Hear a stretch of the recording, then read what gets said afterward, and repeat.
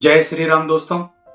मैं कल्याण भगत स्वागत करता हूं आपका अंबे कल्याण चैनल पर।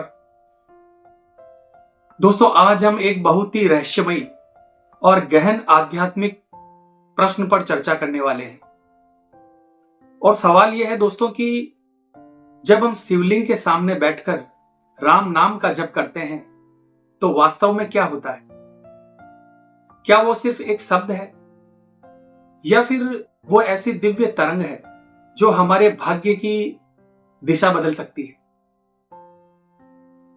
दोस्तों, बहुत से लोग कहते हैं कि भगवान का नाम कहीं भी लिया जा सकता है, फिर शिवलिंग के सामने ही क्यों लें? सवाल बिल्कुल सही है दोस्तों, लेकिन इसका उत्तर साधारण नहीं है। शिवलिंग और राम नाम का एक अद्भुत संगम है। दोस्तों, सबसे पहले समझते हैं कि शिवलिंग क्या है। शिवलिंग केवल एक पत्थर नहीं है, वो एक दिव्य चेतना का प्रतीक है। वो निराकार ईश्वर का प्रतीक है।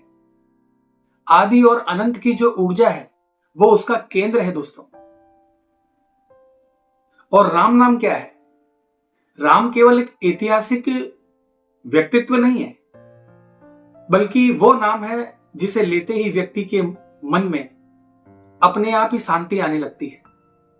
यानी व्यक्ति का मन अपने आप ही शांत होने लगता है। अब जरा कल्पना कीजिए दोस्तों, जब अनंत ऊर्जा यानी शिव और दिव्य करुणा यानी राम एक साथ सक्रिय होते हैं, यानी इनकी ऊर्जा अगर एक साथ सक्रिय होती है तो साधक के भीतर किस प्रकार की शक्ति जन्म लेगी? दोस्तों, यह वैसा ही है जैसे दो पवित्र धाराएं मिलकर एक तीर्थ बना दे। अब बात करते हैं दोस्तों कि भगवान शिव स्वयं राम नाम के प्रेमी क्यों हैं? भगवान शिव स्वयं राम नाम क्यों लेते हैं? दोस्तों, पुराणों में वर्णन आता है कि माता पार्वती ने एक बार भोलेनाथ से पूछा कि हे प्रभु, ऐसा कौन सा मंत्र है जो सबसे श्रेष्ठ है? तब महादेव ने मुस्कुराकर कहा, राम नाम से बड़ा कोई मंत्र नहीं है।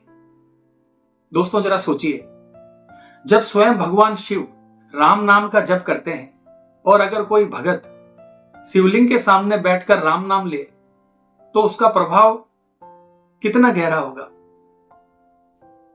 दोस्तों, राम और शिव दो नहीं, एक ही चेतना है।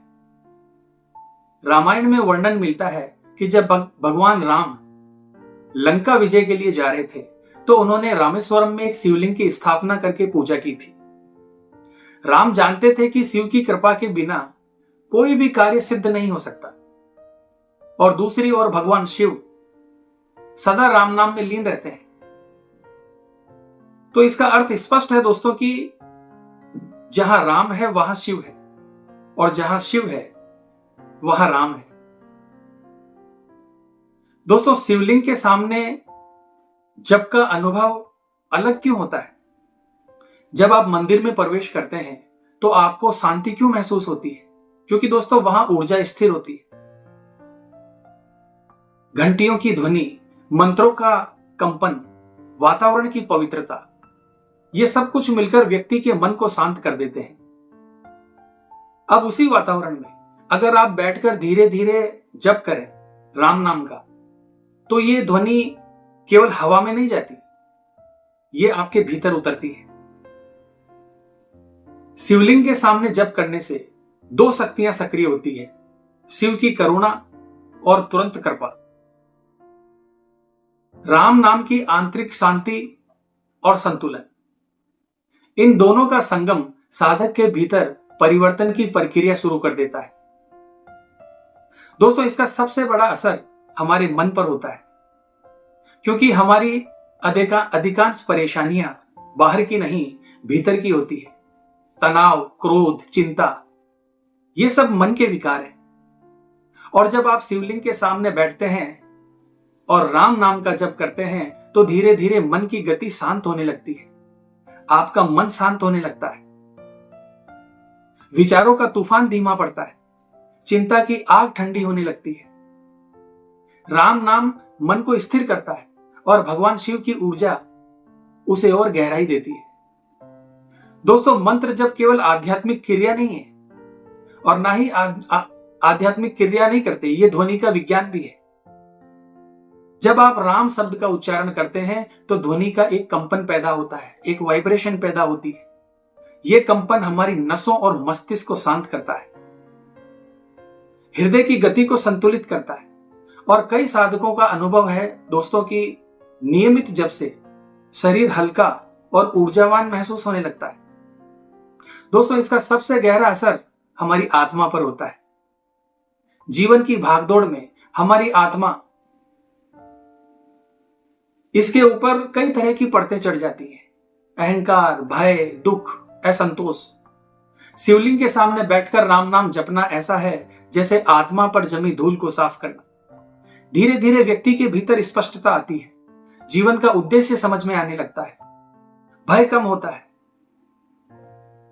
दोस्तों क्या सच में जीवन बदल सकता है?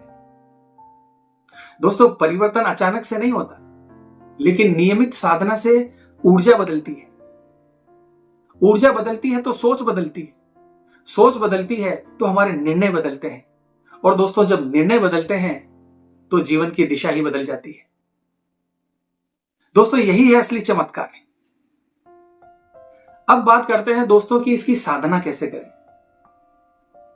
दोस्तों इसकी साधना कठिन नहीं है।